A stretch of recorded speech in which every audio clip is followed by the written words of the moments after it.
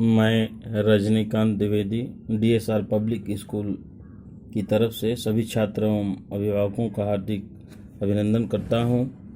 आज मैं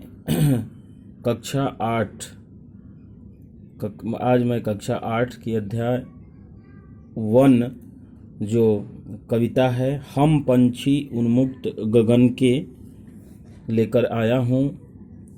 इस कविता का हम लोग अध्ययन करेंगे। इस कविता के कवि शिवमंगल सिंह सुमन जी हैं। इस कविता के कवि शिवमंगल सिंह सुमन जी हैं। हम पंछी उन्मुक्त गगन के, उन्मुक्त का अर्थ होता है स्वतंत्रता। उन्मुक्त गगन के, इसमें कवि ने स्वतंत्रता का जो क्या महत्व होता है उस महत्व को बताने का प्रयास किया है कि सभी मनुष्य, सभी जीव जंतु किस प्रकार से स्वतंत्र रहना चाहते हैं और आज स्वतंत्र यानी आज़ाद रहना पसंद करते हैं। इस कविता में हम पंक्तिबद्ध अध्ययन करेंगे कि कवि ने इस पंक्ति के माध्यम से क्या बताने का प्रयास किया है। दिया है, हम पंछी उन्मुक्त गगन के, पिंजर बंद न गा पाएंगे, कनक तितलियों से टकराकर पुलकित पंख टूट जाएंगे। इसमें कवि ने यह बात कहा है कि हम पंछी उन्मुक्त गगन के, गगन का अर्थ होता है आसमान, आकाश। इसमें कवि ने ये कहा है कि पंछी कहते हैं कि हम स्वतंत्र या आज़ाद होकर के आसमान में गाते हैं या विचरण करते हैं। पिंजरबद्ध यानी पिंजरे में बंद होकर के हम रहना पसंद नहीं करते हैं। यानी हम वो कहते हैं कि हम पिंजरे में बंद होकर एक शब्द भी नहीं बोल पाएंगे। कनक तितलियों से टकराकर पुलकित पंख टूट जाएंगे। कनक, कनक का अर्थ होता है सोना, स्वर्ण। तितलियों से टकराकर, तिलियों, कनक, तिलियों, कनक का अर्थ होता है सोना, स्वर्ण। इसमें कवि ने यह कहा है कि कनक यानी हम लोग, हमारे जो पंख हैं सोने के समान जो हैं, वो जब हम पिंजरे में बंद हो जाएंगे तो वो सोने के समान जो पंख हैं वो टकरा करके टूट जाएंगे। उसके आगे कवि ने अगली पंक्ति में क्या कहा है, हम बहता जल पीने वाले मर जाएंगे भूखे प्यासे। हम बहता जल पीने वाले यानी पंछी जो पंछी हैं जो आसमान में विचरण करते हैं वे कह रहे हैं कि हम बहते हुए जल को पीने वाले हैं। हम पिंजरे में जब बंद हो जाएंगे तो भूखे प्यासे मर जाएंगे। कहीं भली है कटुक निबौरी, कनक कटोरी की मैदा से। यानी कहीं भली है कटुक निबौरी। कटुक का अर्थ होता है कड़वी, निबौरी का अर्थ होता है नीम के पेड़ का फल। निबौरी का अर्थ होता है नीम के पेड़ का फल। यानी कनक कटोरी की मैदा से, यानी हम आसमान में जब विचरण करते हैं तो हमारे लिए जो भी कड़वी, जो नीम के पेड़ के समान, नीम के फल के समान जो कुछ भी हमें प्राप्त होता है वो पिंजरे में बंद कनक कटोरी की मैदा से। कनक यानी सोने की जो कटोरी भी हमारे पिंजरे के अंदर रख दिया जाए तो उससे वो जो कटुक यानी कड़वी जो है नीम के का फल जो है वो हमारे लिए, हम लोगों के लिए अच्छा है या अच्छा लगता है। अगला पंक्ति में उन्होंने कहा है, स्वर्ण श्रृंखला के बंधन में, स्वर्ण श्रृंखला के बंधन में अपनी गति उड़ान सब भूले। स्वर्ण श्रृंखला के बंधन में अपनी गति उड़ान सब भूले, बस सपनों में देख रहे हैं तरु की फुनगी पर के झूले। स्वर्ण यानी सोना। कवि ने इस बात को बताया है कि पंछी कहते हैं कि हमें पिंजरे में सोने के जो पिंजड़े में एक श्रृंखलाबद्ध रूप में के बंधन में हमें जब बंद कर दिया जाता है तो हम अपनी गति और उड़ान सब भूल जाते हैं। बस सपनों में देख रहे हैं तरु की फुनगी पर के झूले।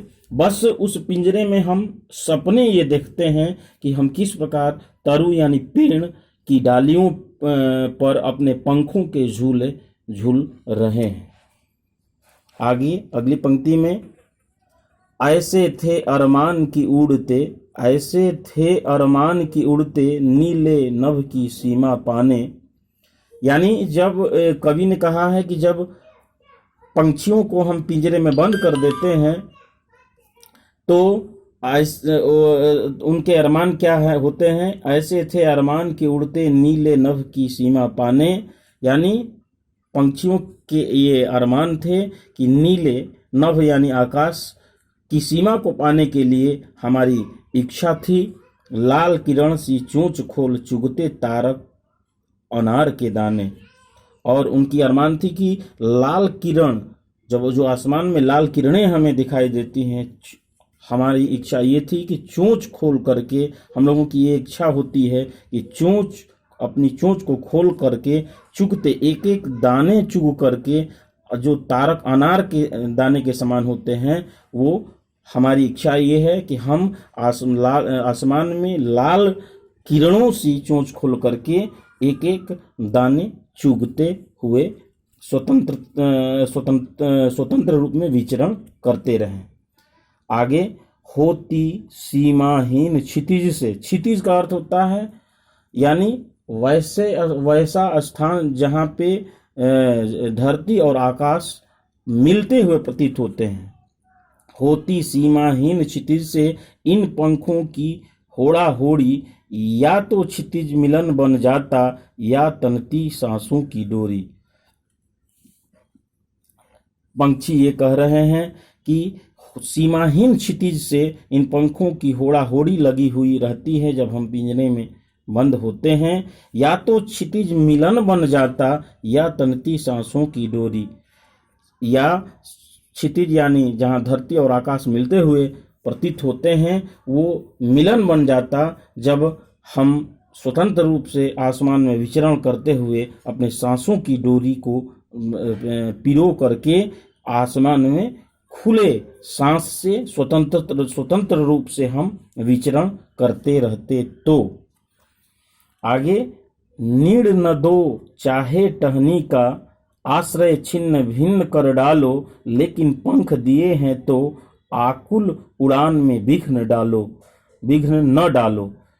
नीड़ न दो चाहे टहनी का। नीड़ का अर्थ होता है घोंसला, आश्रय का अर्थ होता है सहारा, आकुल का अर्थ होता है बेचैन, विघ्न का अर्थ होता है बाधा या रुकावट।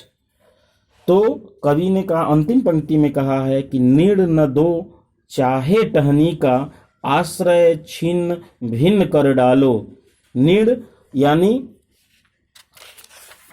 जो घोंसला है वो चाहे नीड़ जो घोंसला है, नीड़ न दो चाहे टहनी का, आश्रय छिन्न भिन्न कर डालो। चाहे मेरा घोंसला आप छिन्न, जो आश्रय है हम लोगों का घर है, उसे छिन्न भिन्न चाहे तो आप कर डालें, लेकिन पंख जब भगवान हमें पंख जो दिए हैं, आकुल उड़ान में विघ्न न डालो। लेकिन उस पंख के उड़ान में, हमारी स्वतंत्रता में, हमारे जो जीवन जीने की शैली है उसमें, हे मनुष्य तुम विघ्न यानी बाधा मत डालो। तो इस प्रकार से इस कविता में कवि ने स्वतंत्रता, पंछियों की, पशुओं की, मनुष्यों की स्वतंत्रता का एहसास कराया है कि जिस प्रकार एक मनुष्य, एक जीव जंतु, एक पशु पक्षी किस प्रकार से स्वतंत्र होकर के आसमान में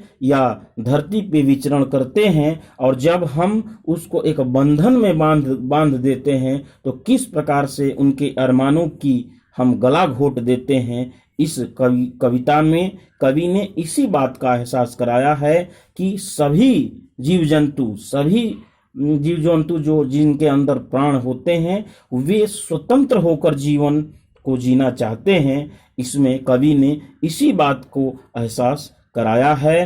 तो इस कविता में बस हम यही अध्ययन किए या यही हम आपको बताना चाहते हैं सभी छात्रों को कि हमें स्वतंत्र होकर के अपने जीवन में स्वतंत्र होकर के जीवन जीना चाहिए। यानी किसी के दबाव में, किसी के बंधन में होकर के हमें अपने जीवन जीने की शैली को अपनाना नहीं चाहिए। जिस प्रकार की इस कविता में कवि ने स्वतंत्रता का महत्व क्या होता है उस बात को बताने का काम किया है। तो हम इस कविता को यहीं पे समाप्त करते हैं और सभी छात्रों से यह संदेश देते हैं, सभी छात्रों को यह बताना चाहते हैं कि आप भी कोई भी काम कोई भी लक्ष्य को अगर प्राप्त आपको करना है तो हमें स्वतंत्र होकर करनी चाहिए। किसी के दबाव में कोई काम हमें नहीं करनी चाहिए। जैसे कि एक पक्षी स्वतंत्र यानी आज़ाद रहना चाहता है और मनुष्य जो है उनको बंधन में बांधना चाहते हैं, लेकिन फिर भी वो अपनी पंख यानी अपनी बूते, अपने काबिलियत पे उनको विश्वास होता है कि हम बंधन से अधिक हम स्वतंत्र होकर अपने जीवन को जी सकते हैं। भले ही वो जीवन हमारे लिए कड़वी ही क्यों न हो, लेकिन वही कड़वी जीवन हमारे लिए सुकून भरा होता है। इसी के साथ मैं इस कविता को यहीं पे समाप्त करता हूँ और सभी छात्रों को मैं गृह कार्य के रूप में ये जो भी कठिन शब्द हैं उनको एक बार ध्यान देने का संदेश दूंगा कि जो भी कठिन शब्द हैं उसको हम नोटबुक में लिखेंगे और याद करेंगे।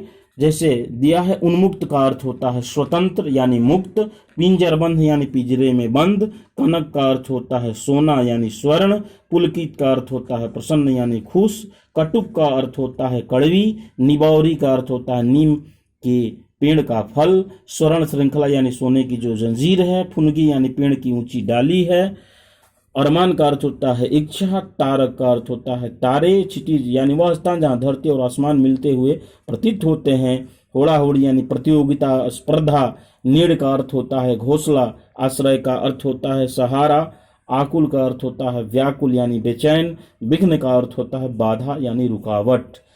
इस सभी कठिन शब्दों को हम नोटबुक में लिख करके और याद करेंगे। इसके साथ साथ हम बहुविकल्पीय प्रश्न भी नोटबुक में लिखकर याद करेंगे। जैसे कविता के अनुसार पक्षी किस प्रकार नहीं गा पाएंगे, तो आप इसका उत्तर डायरेक्ट नोटबुक में लिखेंगे कि कविता के अनुसार पक्षी किस प्रकार नहीं गा पाएंगे, तो पिंजर बंद होकर नहीं गा पाएंगे। इसका उत्तर इस प्रकार से हम लिखेंगे, पक्षियों के पंख कैसे होते हैं, पुलकित, उदासीन या आकुल। पक्षियों को कनक कटोरी की मैदा से अधिक प्रिय क्या है, तो बाजरे के दाने, तरह तरह के फल, कटुक, निबौरी। स्वर्ण श्रृंखला में बंधकर पक्षी क्या भूल गए हैं, नभ की सीमा की गति व उड़ान की अपने अरमान। प्रस्तुत कविता के रचयिता कौन है, श्री मंगल सिंह सुमन की, सुमित्रा नंदन पंत की, महादेवी वर्मा। तो होमवर्क के रूप में आप कठिन शब्द और बहुविकल्पीय प्रश्नों का उत्तर आप नोटबुक में लिखेंगे और याद करेंगे। इसी के साथ मैं रजनीकांत द्विवेदी आप सभी छात्रों एवं अभिभावकों से इस उम्मीद के साथ अभी विदा लेते हैं। फिर नेक्स्ट डे एक दूसरे अध्याय की शुरुआत करते हुए आपसे फिर मिलूंगा। तब तक के लिए आपके स्वस्थ मंगल की कामना करते हुए मैं आपसे विदा लेता हूं। धन्यवाद।